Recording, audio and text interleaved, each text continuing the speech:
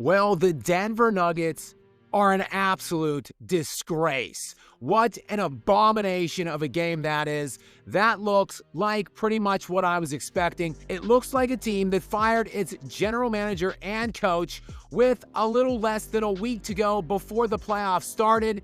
They looked like a team, frankly, hell, that wasn't even a team. They look like a collection of scrubs that legitimately don't even belong in the NBA without Nikola Jokic on the floor. This was an undeniable disgrace. This is just pathetic. It's sad and it's hard to watch Nikola Jokic and his pride being flushed down the toilet around this collection of trash. 117 to 83. A 34-point beating. How the Nuggets won a single game in this series is probably going to remain a mystery into the offseason, which is swiftly and quickly approaching us. I don't even see how the Nuggets are going to win another game in this series. Of course, the Clippers got game 2 on the back of Kawhi Leonard. He wasn't even all that dazzling tonight. This was a total team effort tonight by the LA Clippers. And let me emphasize the word team, because where the Nuggets have no team, the Nuggets basically are a one-man band. Although, shout out to Jamal Murray, who catches a lot of strays from me on this channel. Jamal has actually been pretty decent in this series. He was good tonight, I would say. Him and Jokic, though, that was it, literally, as there were nobody else that showed up for the Denver Nuggets. And on the other side of the equation here, yes, the Clippers, a total team effort as their top 4 guys played fantastic basketball. Kawhi Leonard with 21, James Harden with 20, Norm Powell with 20, and Zubac with 19. And for good measure, the Clippers also got 2 players in double digits off of the bench. Just a total team effort and a complete ass beating. And there's a lot of discourse. There's going to be a lot of commentary about Nikola Jokic and about this Denver Nuggets team, about what's happening to the Nuggets and the fact that they are heading precipitously to a first-round exit. A lot of people that, quite frankly, don't know much about the sport of basketball, a lot of people that aren't watching these Denver Nuggets games, that haven't been paying attention throughout this entire season, throughout Nikola Jokic's career, which are going to try to make this some kind of a commentary about Nikola Jokic. But if you really dig into what Jokic has surrounding him, which I've been digging into this for 2 years basically now, I would like to really zone in though on it and illuminate it compared to what they are facing right now on the other end in the LA Clippers. Again, I mentioned the 4-headed monster over there on the LA Clippers tonight all played well in Kawhi Leonard, Harden, Powell, and Zubac. And look, we know what James Harden is. He's a league MVP, a former MVP in the NBA, a perennial all-star. And Kawhi Leonard, when this guy is actually healthy, which hell is about 1/3 of the time, but he is healthy right now, he is on elite footing. He's one of the all-time greats in NBA history when he's actually healthy, which he is right now. So look, we know what Kawhi Leonard and James Harden are, so let's set them aside. But look at Zubac and Powell for a second here. Zubac is likely a fringe All-NBA selection. He's going to be first-team All-NBA defense, and he's going to generate votes for third-team All-NBA. And on the season this year in the advanced analytic fields, PER, BPM, and VORP, Zubac actually ranked quite highly in all 3 of these categories. He was 11th in player efficiency rating, 39th in box plus minus, and 22nd in value over replacement. But now when you look at Norman Powell, this is a 21 point per game scorer. I thought he was a fringe all-star at the time we were nearing the break. And when you compare him to a player like Jamal Murray, for instance, Nikola Jokic's second best player, both of those guys are 21 point per game scorers. However, Powell actually outshot Murray this year from every distance of the floor. And when you look at his advanced metrics, that being PER, VORP, and BPM, well, Powell ranked 61st in player efficiency rating, 60th in box plus minus, and 65th in value over replacement. And again, comparing him to Jamal Murray on this season, well, Murray finished 55th in PER, 77th in box plus minus, and 71st in value over replacement. So essentially, you can make a case that Norman Powell, the 4th best player on the LA Clippers, is actually better than Jamal Murray, the 2nd best player on the Denver Nuggets. Not sure how you account for your 4th best player being better than your 2nd best player in a series, but the way the Nuggets did so tonight was getting waxed by 34 points. The discrepancy, the glaring discrepancy in bench play didn't help Denver tonight either.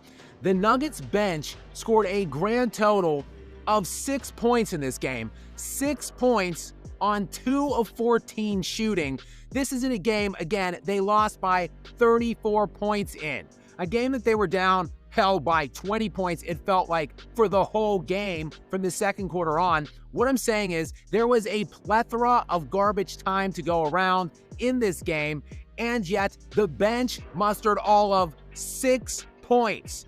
2 different Clippers bench players outscored the entire Nuggets bench by themselves. And really, outside of Nikola Jokic and Jamal Murray, there really wasn't much to go around at all. That's for the rest of the starters, the bench, anybody else. When you look at every single player on the Denver Nuggets in this game, outside of Nikola Jokic and Jamal Murray, who both were very good, each played in only 36 minutes because, well, why play anymore? The Nuggets were getting their ass waxed all game long, so they both checked out around the 5-minute mark of the fourth quarter. But in 36 minutes of work for each of them before checking out, Nikola Jokic and Jamal Murray combined for 46 points on 17 of 29 shooting from the field. That would be 46 points between the two of them on 59% shooting. The rest of the team, though, needless to say, reprehensible, heinous, and dreadful ass. As every single Nugget player not named Nikola Jokic and Jamal Murray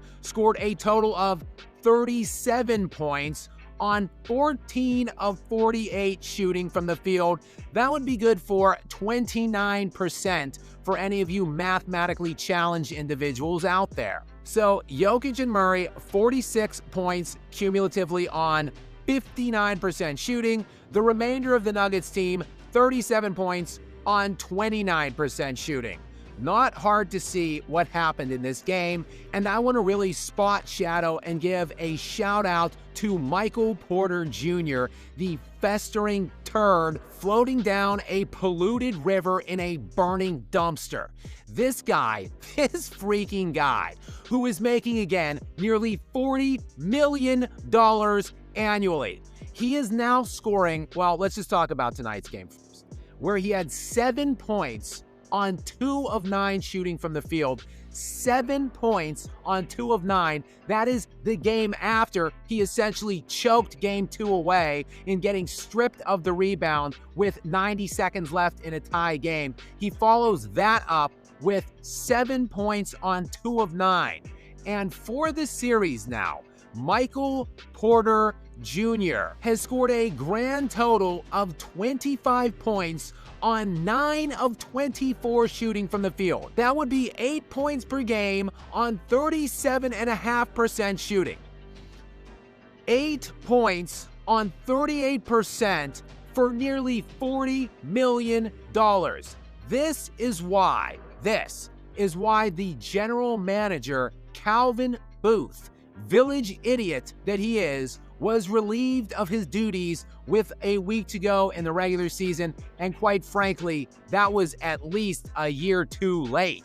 This guy should have never even had the job in the first place, and he should have been fired after his first year before he was really able to set fire to this Denver Nuggets roster and to Nikola Jokic's entire career.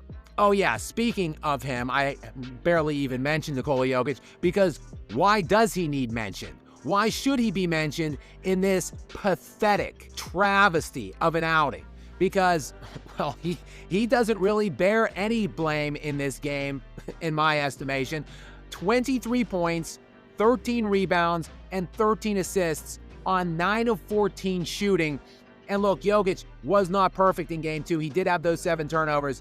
So he cut that back. Only 2 turnovers tonight for Nikola Jokic. So 23 points, 13 rebounds, and 13 assists in only 36 minutes on 9 of 14 shooting from the field. That's 64%. I mean, what more feasibly do we want from this guy? The same losers crawling around their social media perches, and probably that will be out in full effect in the mass media once this series concludes. The same scrubs who are going to be chastising Nikola Jokic for this putrid supporting cast he has and what they are doing to him in this series.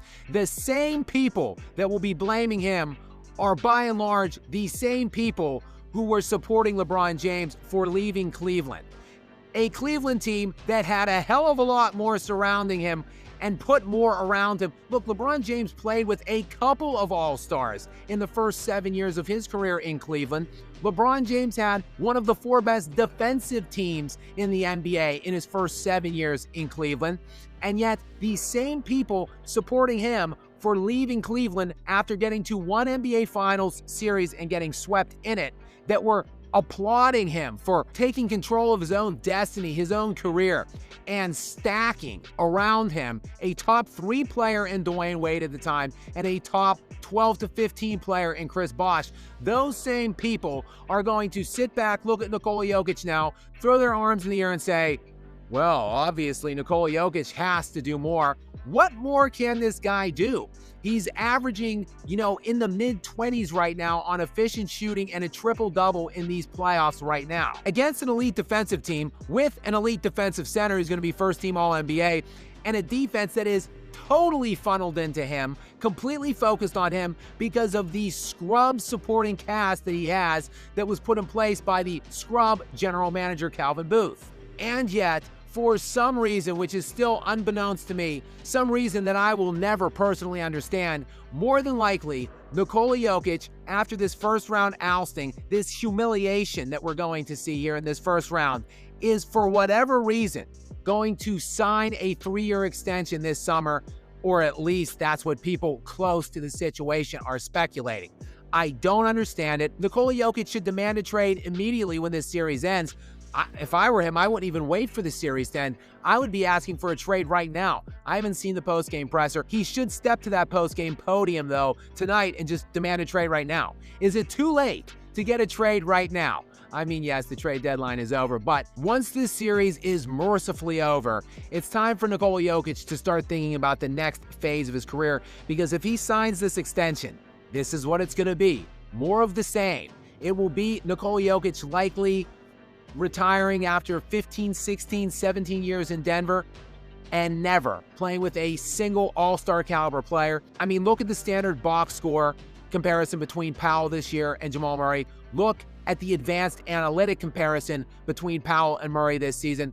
These are essentially the same players. I mean, Norman Powell and Jamal Murray per replacement are essentially the same players. So the Clippers' 4th best player, and the Clippers aren't even the best team in the NBA. The Clippers' 4th best player is on a par with Nikola Jokic's 2nd best player. And that's why this guy cannot feasibly compete for championships. That's why he should be expected to. And that's why we should all drop to our knees and praise the great Nikola Jokic for the fact that he somehow did win an NBA championship.